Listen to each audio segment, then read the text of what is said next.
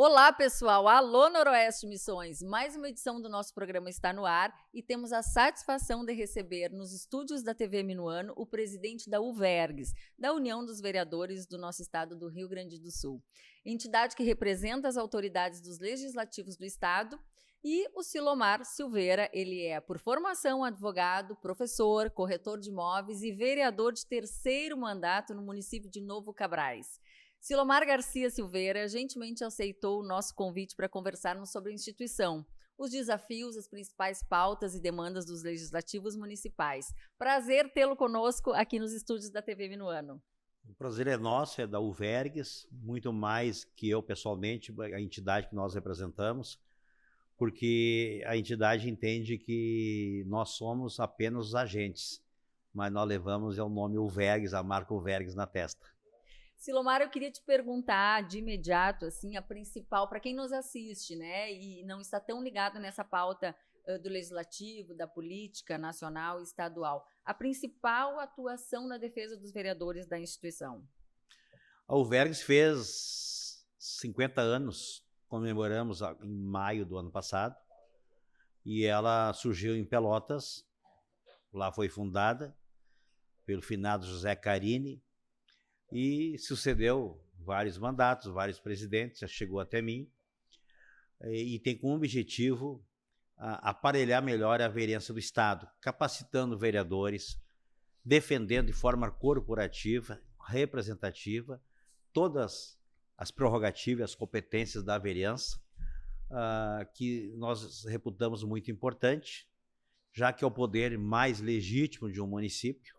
Não é o executivo, é o legislativo. É verdade. Porque no legislativo está representado 100% dos votos válidos do município pelo nosso sistema eleitoral brasileiro, eleições proporcionais. Então a gente procura fomentar, né, e aparelhar, como eu já disse, para que tenhamos uma vereança melhor. Tendo uma vereança melhor, nós vamos ter municípios mais efetivos, mais proativos, porque nós, apesar de respeitarmos e primarmos pela independência e harmonia, nós temos que pontuar o poder legislativo, que ele é o fator moderador dentro do município, fazer com que as gestões, as ações, os atos aconteçam dentro dos princípios constitucionais. Perfeito. É a representação viva da sociedade, né, Exatamente. Silomar? Como é que tu vê hoje a importância das câmaras municipais? E é uma pauta que a gente tem falado muito e tem ouvido também sobre, principalmente nessas últimas eleições, né, na defesa da democracia. Como é que tu vê, então, o papel das casas legislativas, né, para a democracia brasileira? Para a democracia brasileira, eu entendo e defendo que é lá e na tribuna da Câmara onde a democracia tem vez e voto, e voz, opinião, voz, porque o Estado Democrático de Direito é lá que ele se materializa. Porque são casas plurais, onde todas as correntes ideológicas, independente de siglas partidárias, elas se manifestam de forma representativa e plural para que nós tenhamos uma sociedade oxigenada e bem representada, para que a gente extraia as ferramentas e, a partir dali, então, condimentar a gestão dos municípios, sendo esse ente o mais empoderado da federação, porque é onde a vida acontece, onde é realizado as demandas de saúde, de educação, de segurança, mobilidade, assistência social e as principais políticas públicas. Então, como a Câmara, através dos seus vereadores, são fiscais e são juízes ao mesmo tempo, porque fiscaliza os atos do executivo, e ao mesmo tempo juízes porque julga as contas, ações e a gestão do poder executivo. Então, a Câmara é o pulmão da democracia. Perfeita colocação, né? Acho que a gente consegue visualizar, né, nas tuas palavras, efetivamente o que é o poder legislativo. Exatamente. Hoje, né? Eu sou de uma cidade pequena, venho lá da fronteira do Rio Grande do Sul, pequena, né? Que é mas São muito Borja. Representativa historicamente. Historicamente, nossa, linda história de São Borja, né? E eu ia te colocar que você também hoje representa, né, um município que também é pequeno. Muito pequeno. E dentro desse contexto, como é que tu vê os principais desafios desses municípios pequenos? E aonde que entra a UVERGS para esses vereadores? Eu faço parte da UVERJ, Departamento Jurídico, na DINI, há 26 anos, completa no próximo dia 1º. Já trabalhava há 2 anos em Câmara, então eu tenho uma vida no Poder Legislativo de 28 anos. Né? E mesmo como presidente da UVERGS, depois que me elegi vereador, eu continuo do Departamento Jurídico. E eu procuro prospectar tudo que for ferramenta técnico-jurídica que a gente possa melhorar as câmaras municipais. Com isto, a UVERGS desempenha um papel preponderante, principalmente nos municípios pequenos, lá no preâmbulo da sua emancipação, porque os municípios eles começam muito pesados. E como vereadora que foste, tu sabe bem disso, que os municípios pequenos têm que adotar a lei orgânica do município mãe. E às vezes, e eu cito um exemplo muito, muito pertinente, que é Ana Rec e Caxias de Bento ali. Ana Rec era até há pouco o menor município do estado e teve que viver e conviver e ser administrado com uma lei orgânica pesada, engestada, porque ela tinha sido elaborada para a estrutura de Caxias, de Bento, enfim. Exato, ela era um... Exatamente. Então, era para ser um bairro, né, modelo ali do ladinho, mas exatamente. de Caxias do Sul. Então, até que haja essa revisão, uma consolidação de uma lei orgânica adaptada à realidade local, que é embrionária, os municípios sofrem muito. E a UVERGS dá esse assessoramento, essa assistência para que os municípios, como eu falei lá no início, sejam mais proativos e efetivos. Então, ele dá esse aparato técnico e essa proteção, essa assistência para que nós tenhamos municípios mais eficazes, mais eficientes. A gente vê muito também, presidente, situação assim de municípios que não desenvolvem tanto, né? E a gente faz um comparativo com municípios que são mais prósperos, porque por causa da as relações institucionais, Câmara e Prefeitura Municipal, né? Então, isso a gente vê no âmbito nacional também. Então, quando a gente tem uma Câmara que por decisão, né, ou por questões partidárias, se opõe a projetos do Executivo, existe ali uma caminhada mais trancada, né, para a efetivação daquele projeto. Como é que vocês trabalham para essa relação entre câmaras e entre prefeituras, elas caminharem juntas, né, e terem essa visão mais próspera para os municípios? Esta influência, interferência política local, nós não temos essa competência, né, essa prerrogativa de interferir. Nós temos que empoderar a aparelho das câmaras para que haja esse enfrentamento.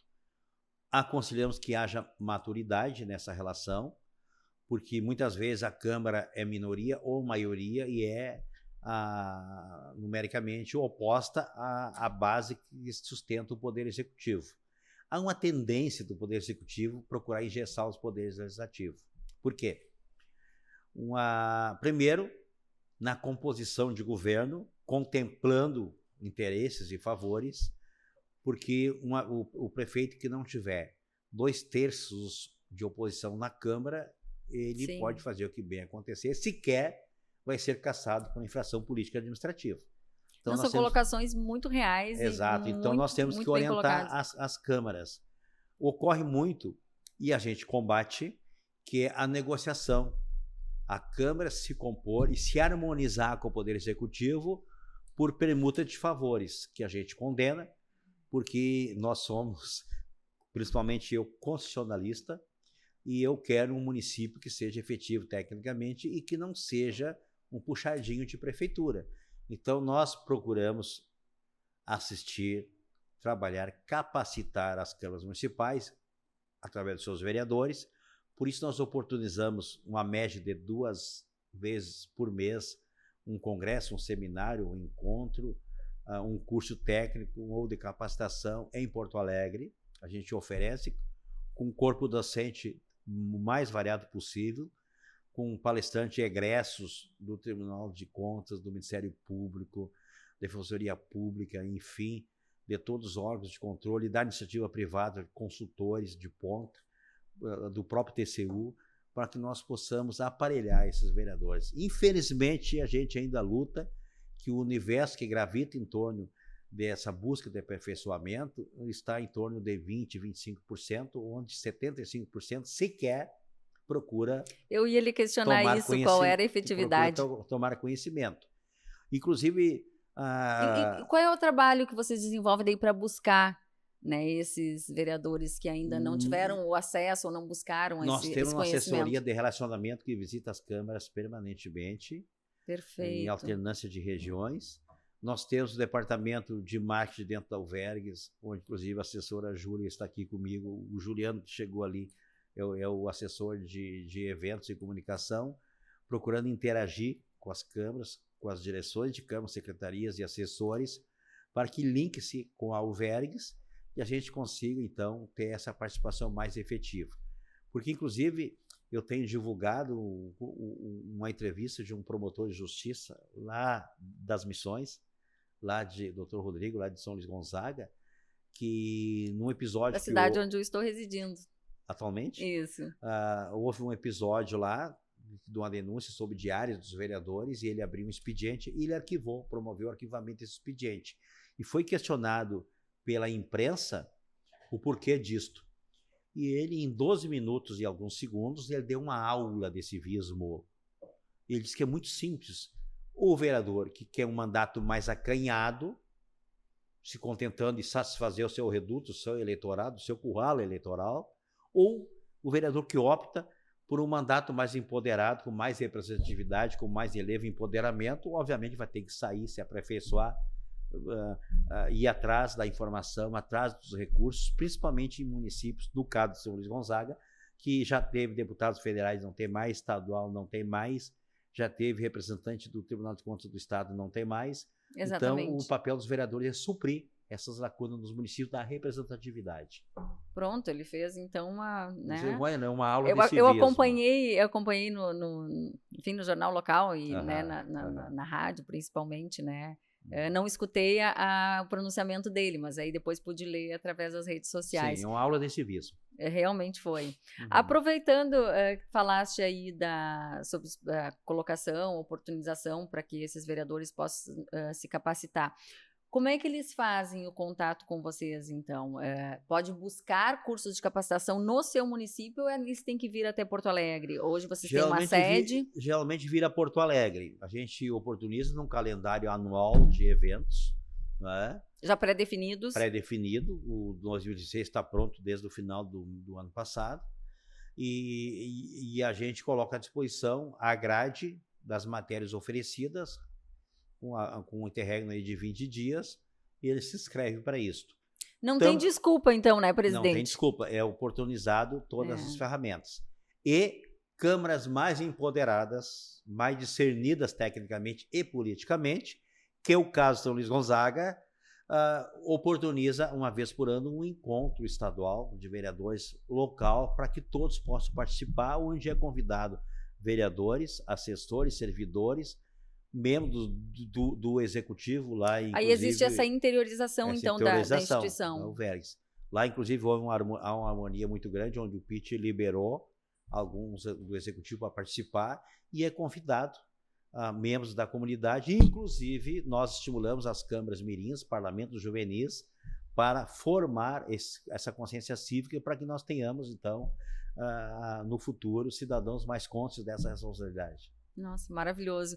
E dentro desse período todo que tu estivesse aí, dentro da presidência também, poderia pontuar para a gente aqui as principais conquistas da instituição, que tu considera que tenham sido as principais conquistas durante esse período? Eu pontuo mais pelo lado político e da representatividade, mas acima de tudo institucional. Quando eu assumi a presidência, que concorri numa campanha já eleito de 2002 para 2013, nós tivemos, por exemplo, uma PEC que tramitou, infelizmente subscrita por todos os senadores gaúchos da época, a PEC 35, que ela, uma proposta de emenda à Constituição, que ela retirava, suprimia subsídios, ou seja, vencimentos, de todos os vereadores de municípios com até 50 mil habitantes. Olha o que sobraria. Né? Então, formaria essa gratuidade, esse munus que estariam criando, aqueles que seriam vereadores por capricho, né? Para dominar o município, ia favorecer as oligarquias, né, o corporativismo de algumas categorias que iam, pelo poder econômico, assumir o poder e controlar o poder. E nós, num combate junto com a UVERGS e as outras demais uniões estaduais, que eu tive a honra de, há pouco tempo, presidir por 2 anos o Fórum Nacional de Presidentes Estaduais, junto com o presidente da UVB, o vereador Gilson Conzatti, lá de Iraí, que por coincidência é o nosso primeiro vice-presidente na UVERGS. Nós fizemos uma cruzada nacional de combate a essa PEC e nós derrubamos essa PEC. Por exemplo, logo adiante a PEC 38, essa nós defendemos, porque na época, com aquela desoneração tributária chamada da linha branca, né, que isentou o IPI pela presidente Dilma na época, enfraqueceu, diminuiu o FPM dos municípios, diminuiu o bolo, a fatia diminui. Sim. E nós defendemos essa PEC também numa cruzada nacional, junto com a UVB e Uniões Estaduais de Vereadores, para que nós conseguíssemos reverter isso aí. Nós conseguimos uma vitória aumentando 1% desse IPI para o imposto de renda e com isso começou a fazer parte do artigo 158 e 159 da Constituição, constituindo no bolo tributário com a participação das receitas entre os entes federados. E para municípios pequenos, a partir de Novo Cabrais, por exemplo, esse incremento no ano correspondeu em torno de 600 a 700 mil reais. Nossa, bastante. E há municípios mais empoderados, maiores, com maior FPM, que chegou a alguns milhões de reais. Então, são essas batalhas, essas demandas e essas bandeiras em defesa do municipalismo que nós defendemos. Por exemplo, nós combatemos a deformação do Pacto Federativo. Nós temos um pacto federativo, ou seja, uma federação que só existe no papel, de direito, de fato ela não se opera, porque a receita é arrecadada no município e o município fica com 15% do bolo tributário, o Estado com 25% e a União com 60%. Enquanto não tiver essa discrepância, essa deformação, os municípios ficam carentes de produzir melhores serviços e aí tem que andar uma corrida atrás de emendas parlamentares para incrementar o orçamento e satisfazer os serviços públicos. Agora entraste numa pauta que já estava aqui prevista para eu lhe perguntar sobre as emendas parlamentares. Né? Como é que vocês conversam com os vereadores dos demais municípios sobre as emendas? Porque existe muita busca, né, para o município, muitos vereadores batendo nas portas, né, dos deputados federais, principalmente. Emendas parlamentares do Congresso Nacional é uma deformação, é um reverso do aspecto técnico do Pacto Federativo, mas infelizmente quando existe essa deformação, as emendas é um socorro. Só que ao mesmo tempo que é um socorro, que é um incremento de receita, elas se prestam também a manobras eleitorais. Isso aí não se aconselha, porque a gente quer um ente federado puro, sadio, escorreito, para que nós prestemos maiores serviços com os recursos que constitucionalmente deveriam ficar no município. Ao contrário das emendas impositivas em âmbito municipal, que cada vereador vai ter os seus 2% da emenda individual, 50% para a saúde obrigatoriamente, 50% ou seja, 1% de destinação livre, que isso aí faça com que a Câmara Municipal e o vereador participe mais ativamente, né, e mais efetivamente da gestão e acompanhamento da execução orçamentária dos municípios.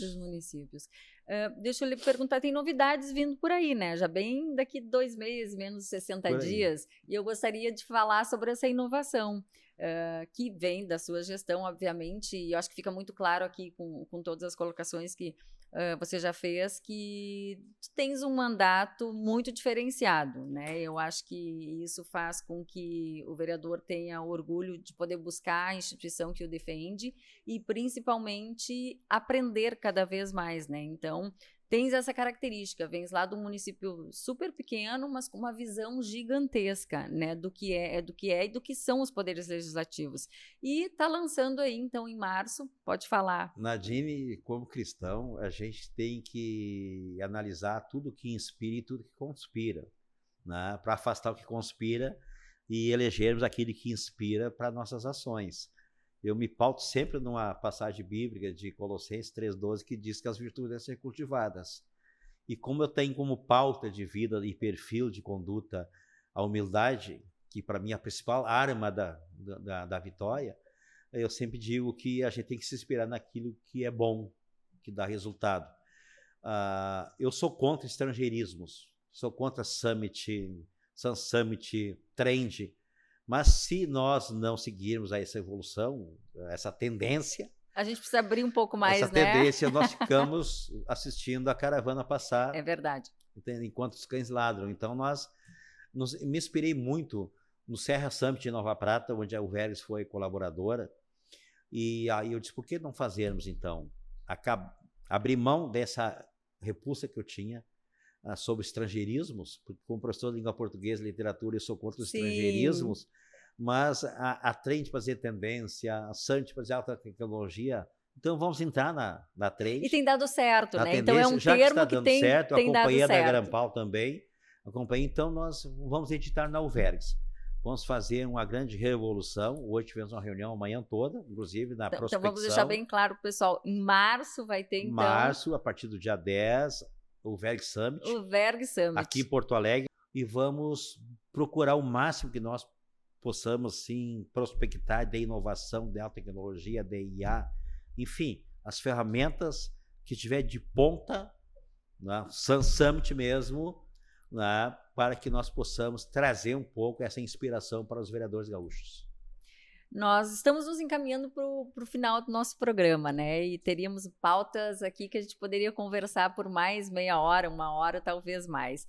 Mas eu gostaria que você encerrasse, então, deixando para a gente um conceito do que é a democracia, do que é a liberdade, do que é ser vereador durante todos esses anos, do que é primar, então, por esses princípios que eu acho que desde o começo deixaste bem claro, que tu tens um mandato e uma profissão muito baseada, né, em princípios e valores, e que isso é exemplo para muita gente. Então, eu gostaria de te escutar e que o nosso telespectador possa também se motivar, não só com o teu trabalho, que já é um grande exemplo para o Rio Grande do Sul, Silomar, mas pela pessoa do Silomar. Então, o que significa estar na vida pública para você e como olhar para frente com o futuro?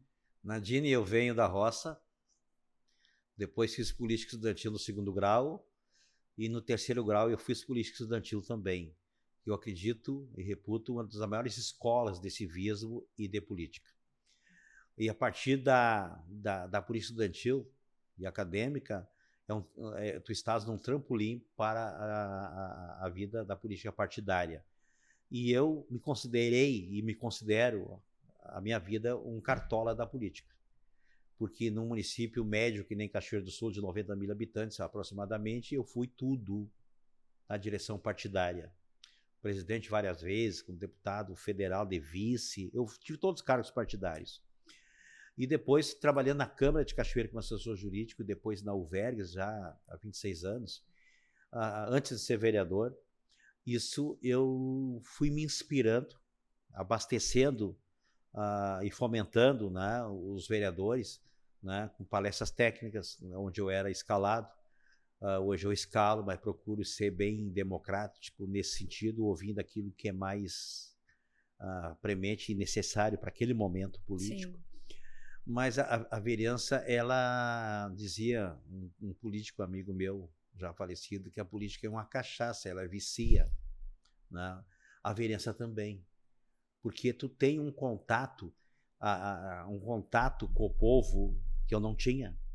Mas o meu discurso da primeira eleição, que eu faria uma vereança diferente, uma vereança técnica. Que eu não podia ter um discurso e uma prática diferente. Diversa. Né? E eu procurei ser um vereador não assistencialista, mas procurando fomentar os aspectos técnicos da vereança, e isso me inspirou muito. Né? E cada vez eu considero assim como um bálsamo, um elixir, né, do estímulo para melhorar essa vereança. Né? E depois, com esse compromisso de representar os vereadores do Estado do Rio Grande do Sul de forma plural, porque a Uvergs alberga todos os partidos políticos, né? Apesar da gente ter o nosso partido político e não devemos abrir mão, porque a democracia pressupõe que tu tenha determinação, e a todo detentor de um cargo político, sim, eu reputo 3 requisitos indispensáveis, que é a astúcia, coragem e a determinação. Então, pautado nos princípios cristãos e esses princípios técnicos, constitucionais e jurídicos, eu procuro fazer a vereança e tem dado resultado.